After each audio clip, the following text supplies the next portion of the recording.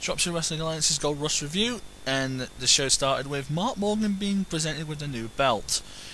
And out comes Lord Graham Thomas III, demanding another title shot, which of course he's denied. He has to do it in the Rumble match. And just before I quickly say, the SWA belt looks a lot better than the old one. I'm going to say that right now, that's really good. So, the first contest was the Young Guns versus NIJ. Those of you, that's two very, very impressive tag teams.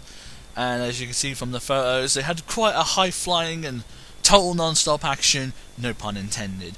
But yeah, so they all went flying out of the ring, and one by one, as you can see, there was a lot of psychology on Tommy Gunn's shoulder, which is what I like to hear, because that's they focus on the shoulder, which is quite good. And there is one thing I will say right now. I know that SWA is a young company, but I think we need a tag team title division. This would have been even better. As you can see from this photo, they were all out of the ring at one time. So there you go. Tag team division is what I want to see in this next show or two. That would be good. The Young Guns win this one from an impressive top rope maneuver. So yeah, that's that. Then by the way, that's the SWA Championship belt. By the way, that Mark Morgan's wearing. Mark Morgan. He took on Edwards for the title match against Edwards, who I've become a huge fan of after that night. And it was a great contest between the two of them. As you can see, Edwards was in a lot of pain by the time that match ended by submission. And we move on to there was a triple threat match, but I didn't really get into that, and I'm sorry, I can't really rate that as anything like that. So we start up with his lordship being out number 1, and then Tommy Gunn was number 2, and then eventually Sal Adams came out looking like Jesse Ventura. Excuse me, Sal Adams.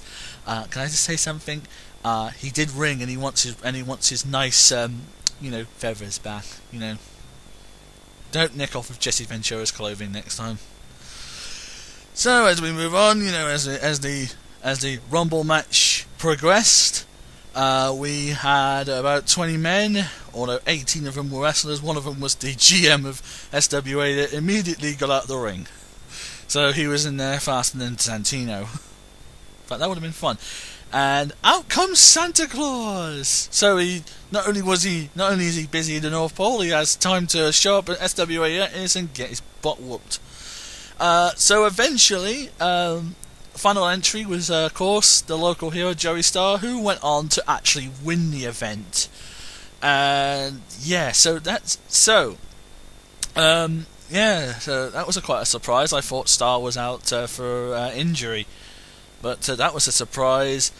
And where you notice, Morgan comes out and congratulates the champion. They shake hands, but wait, it gets better.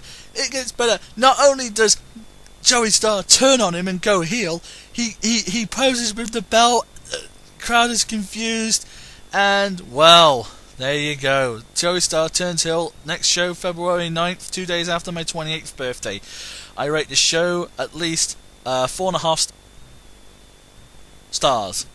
So next show, February 9th, and I will see you then. This is Duck Gare signing off with the SWA Gold Rush review, and you all have a nice day.